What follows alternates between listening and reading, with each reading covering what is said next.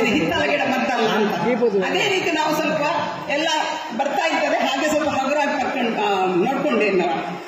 ಈಗ 1 ವರ್ಷದಿಂದೀಚೆಗೆ ನಾನು ಮುಂಬೈ ಹಾಗೂ ಮುಂಬೈ ಮಹಿಳೆಯರ ಬದುಕಿನ ಬಗ್ಗೆ ಒಂದು ಕೃತಿ ರಚನೆಯಲ್ಲಿ ತೊಡಕೊಂಡಿದ್ದೇನೆ. ಅದರ ಸಲುವಾಗಿ ನಾನು ಪದೇ ಪದೇ ಮುಂಬೈಗೆ ಹೋಗ್ತಾ ಇದ್ದೀನಿ.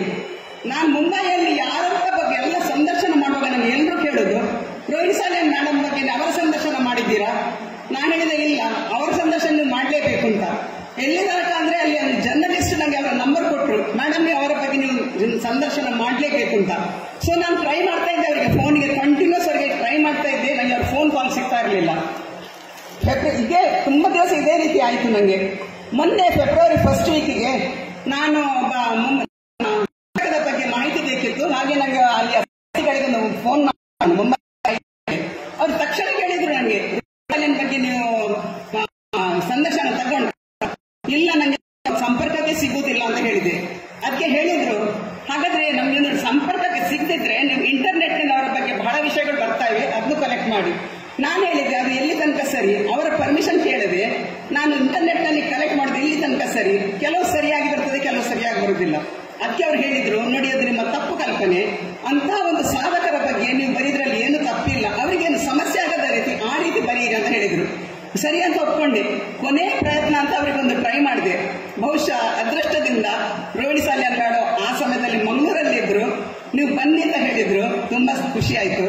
ಸಾಧಾರಣ 2.5 ತಾಸು ನಾನು ಅವರ ಜೊತೆ ಸಂದರ್ಶನಕ್ಕಾಗಿ ವ್ಯಯ ಮಾಡಿದೆ. ಆದ್ರೆ ಬಹಳಷ್ಟು ವಿಷಯಗಳಿದೆ.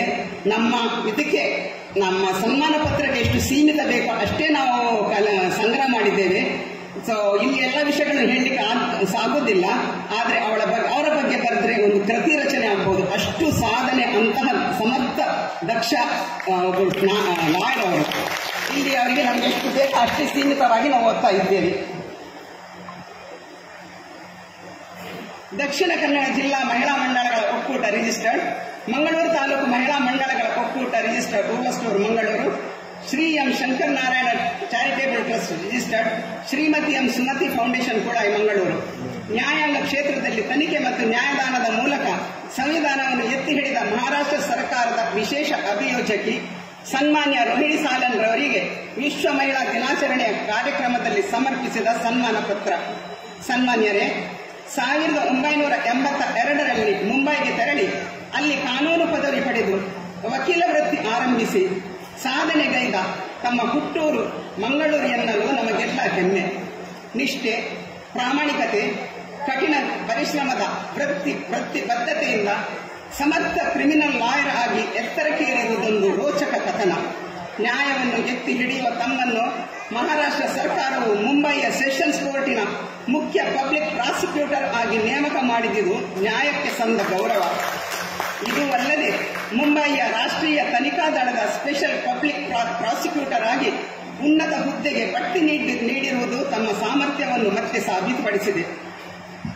1994ರಲ್ಲಿ ಭಯೋತ್ಪಾದನೆ ಮತ್ತು ವಿನಾಶಕಾರಿ ಚಟುವಟಿಕೆ ನಿಗ್ರಹ ಕಾಯ್ದೆಯ ಸ್ಪೆಷಲ್ ಪ್ರಾಸಿಕ್ಯೂಟರ್ ಆಗಿ ತಾವು ನೇಮಕಗೊಂಡು ನಂತರದ ದಿನಗಳಲ್ಲಿ ಮಹಾರಾಷ್ಟ್ರ ಸರ್ಕಾರದ ನಿಯಂತ್ರಣದಲ್ಲಿರುವ ಅಪರಾಧ ಕಾಯ್ದೆ ಮತ್ತು ಉಗ್ರ ಚಟುವಟಿಕೆ ತಡೆಗಟ್ಟುವಿಕೆ ಕಾಯ್ದೆಯ ನ್ಯಾಯಾಂಗ ಪ್ರಕರಣಗಳನ್ನು ನಿಭಾಯಿಸಲು ತಮ್ಮನ್ನು ನೇಮಕ ಮಾಡಲಾಯಿತು.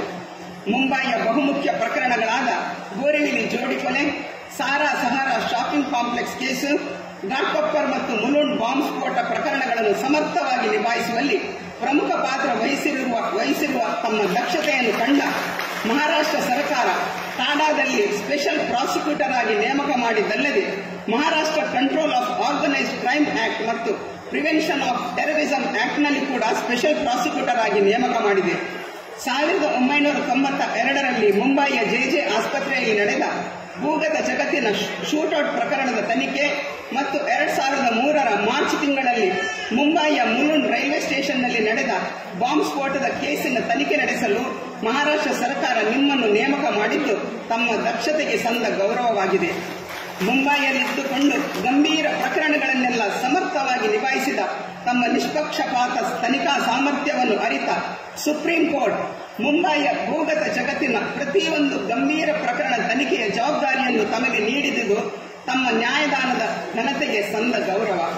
ತಮ್ಮ ಸಾಮರ್ಥ್ಯ ಮತ್ತು ದಕ್ಷತೆಯನ್ನು ಗುರುತಿಸಿದ ಸುಪ್ರೀಂ ಕೋರ್ಟ್ ತಮ್ಮನ್ನು ಅಪರಾಧ ತನಿಖಾ ತಂಡಗಳಿಗೆ ಸರ್ಕಾರದ ವಿಶೇಷ ಅಭಿಯೋಜಕರಾಗಿ ನೇಮಕ ಮಾಡಿದ್ದು ಮಹಿಳಾ ಸಮುದಾಯಕ್ಕೆ ಸಂದ ಗೌರವವಾಗಿದೆ. ಭಾರತದ ಹೆಮ್ಮೆಯ ಮಹಿಳೆ ಎಂಬ ಹೆಗ್ಗಳಿಕೆಗೆ ಪಾತ್ರರಾದ ತಮ್ಮನ್ನು ವಿಶ್ವ ಮಹಿಳಾ ದಿನಾಚರಣೆ 2024ರ ಈ ಸಂದರ್ಭದಲ್ಲಿ ದಕ್ಷಿಣ ಕನ್ನಡ ಜಿಲ್ಲಾ ಮತ್ತು ಮಂಗಳೂರು ತಾಲೂಕು ಮಹಿಳಾ ಮಂಡಳಗಳ ಒಕ್ಕೂಟ ಹಾಗೂ Shri M Shankaranarayana charitable trust registered Shrimati M Sumati foundation ತಮ್ಮನ್ನು ಗೌರವಾದರಗಳೊಂದಿಗೆ ಅಭಿನಂದಿಸಿ ಈ ಸನ್ಮಾನ ಪತ್ರವನ್ನು ಅರ್ಪಿಸಲು ಸಂತೋಷವಾಗುತ್ತದೆ. ಚಂಚಲ ತೇಜಮಯ ಅಧ್ಯಕ್ಷರು ಹಾಗೂ ಸರ್ವ ಸದಸ್ಯರು, ದಕ್ಷಿಣ ಕನ್ನಡ ಜಿಲ್ಲಾ ಮಹಿಳಾ ಮಂಡಳಿಗಳ ಒಕ್ಕೂಟ, ಮಂಗಳೂರು ತಾಲೂಕು ಮಹಿಳಾ ಮಂಡಳಗಳ ಒಕ್ಕೂಟ ರಿಜಿಸ್ಟರ್ಡ್ ಎಂ ರಮೇಶ್ ಅಧ್ಯಕ್ಷರು, Shri M Shankaranarayana charitable trust registered Shrimati M Sumati foundation. ಧನ್ಯವಾದಗಳು. ಮೇಡಮ್ಗೆ ಯಾವಾಗಲೂ ಅವರಿಗೆ ಗನ್ ಮ್ಯಾನ್ ಅವರಿಗೆ ಇರ್ತದೆ ಯಾವಾಗಲೂ, ಆದ್ರೆ ಅವ್ರನ್ನ ಓಡಿಸುವುದು, ಯಾಕಂದ್ರೆ ಅವ್ರಿಗೆ ಇಂಡಿಪೆಂಡೆಂಟ್ ಬೇಕಂತೆ, ಅವ್ರು ತಮಾಷೆ ಮಾಡಿ